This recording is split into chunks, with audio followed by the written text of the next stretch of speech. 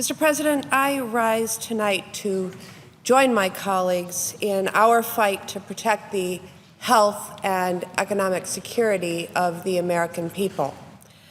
I'm here to express my deep concern, anguish, disgust with the fact that instead of working across party lines, working together to protect health care, instead, the majority is writing secret legislation behind closed doors, legislation that is going to make the American people pay more for less care and take health care coverage away for millions of American families.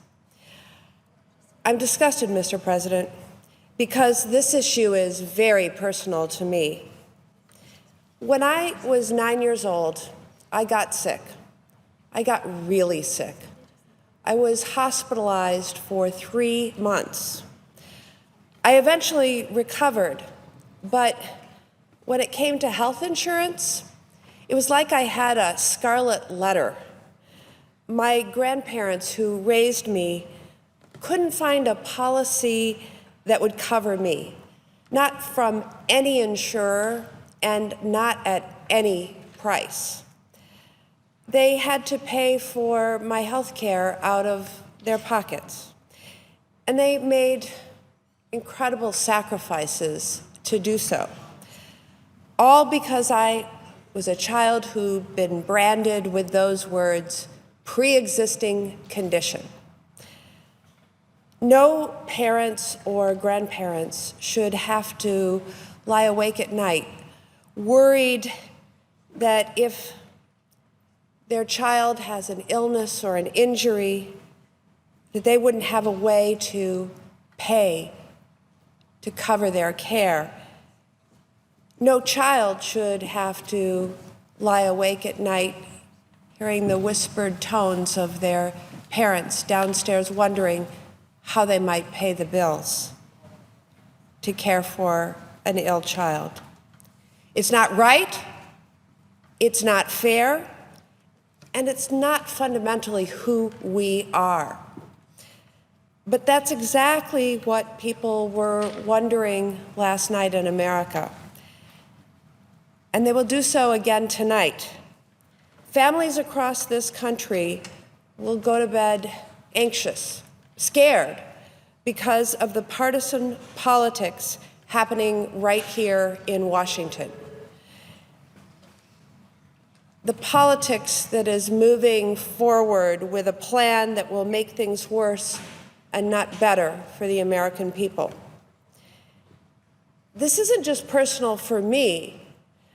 It's personal for the Wisconsin families that I work for.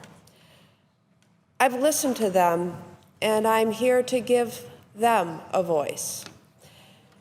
It's personal for Jim from Appleton, Wisconsin, and for Jim's daughter, who has multiple sclerosis. Jim told me that his family needs strong protections for people with pre-existing conditions, so his daughter can continue to receive treatment that her family can afford. This is personal for Greg from Stoddard, Wisconsin, who has no idea how he and other older Wisconsinites will be able to afford higher costs for their health care. And for Greg's 2 sons, both of whom have diabetes and are already struggling with skyrocketing prices for insulin. This is personal for Barbara from Madison, who is deeply concerned about cuts to Medicaid, because Barbara's son has a disability, and he relies on Medicaid to work and to live independently. And this is personal for Chelsea from Shelby, Wisconsin, whose daughter Zoe was born with a congenital heart defect. Right now, Zoe is guaranteed access to coverage without being denied or charged more because of her pre-existing condition. Chelsea wrote to me and said, "I'm pleading to you as a mother to fight for the kids in Wisconsin with pre-existing conditions that are counting on you to protect that right." Mr. President, does the congressional majority really care more about finding 50 votes for a secret plan than it does about the health and well-being of Zoe? Sadly, it appears they do. It appears they're more concerned with finding 50 votes for any legislation, no matter how harmful it is, just so they can notch up another partisan victory and so they can move on to other things on their political agenda. Well, they're not listening to American families or Wisconsin families who will be left behind. Mr. President, I want to tell you what the consequences are going to be when Washington doesn't listen to Wisconsinites like Jim and his daughter from Appleton, or Greg and his two sons from Stoddard, or moms like Barbara from Madison and Chelsea from Shelby. The consequences are that things are going to get worse, like they do under the House-passed Republican plan. If you're older, you're going to pay an age tax. A 64-year-old in Wisconsin could have to pay increases in excess of $10,000 more in premiums. If you have a pre-existing condition, like I do, or like almost 2.5 million Wisconsinites do, the guaranteed protections and care that you have today may not be here tomorrow.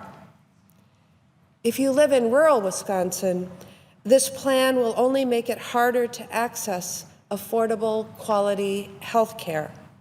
For some living in northern Wisconsin, this plan could cost them up to $6,000 more a year than they pay today. Our rural hospitals are already struggling to keep their doors open, and this plan could make those challenges even worse. And by the way, rural hospitals are often the lifeblood of their communities, the largest employers in many counties in which they exist. So if rural hospitals, even a few of them, are forced to close, they not only make it harder for people to gain health care, it also means that people lose their jobs. If you rely on Medicaid for nursing home care, or like Barbara, you have a disabled child who relies on Medicaid to live independently in the community, the House-passed bill cuts Medicaid and puts that care at risk. If you are one of the 35,000 veterans in Wisconsin, or nearly 2 million veterans across the country who rely on Medicaid for their health care coverage, your care will be at risk. The House Republican proposal will dramatically both increase and shift health care costs onto Wisconsin taxpayers and to the shoulders of families for things like substance abuse treatment and mental health services. It will make it harder in our state's fight and America's fight against the opioid crisis, and could make the epidemic our country is facing even worse. Put simply, this plan will hand over more control to insurance companies, weaken health insurance protections, raise costs, and provide less care for the American people. The American people cannot afford to sell a home or take out a second mortgage or home equity loan, or spend their life savings, or max out their credit cards, or go bankrupt just to get the health care they need. It's not right, it's not fair, and it's not who we are. Mr. President, it's time to stop this partisan nonsense. The people of Wisconsin did not send me to the United States Senate to take people's health care away. They sent me to fight for people like Jim and Greg and Barbara and Chelsea and their children. Let's listen to these Wisconsinites. Let's take repeal off the table, and let's work in a bipartisan way. Let's work together to improve the health care that people have today and make it more affordable, not more costly. Let's work in a bipartisan way. Let's work together to make things better, not pursue partisan plans to make things worse. I call on my colleagues on the other side of the aisle to come out from behind their closed doors, to join us in this fight to stop leaving people behind and start helping them get ahead. Mr. President, I yield the floor.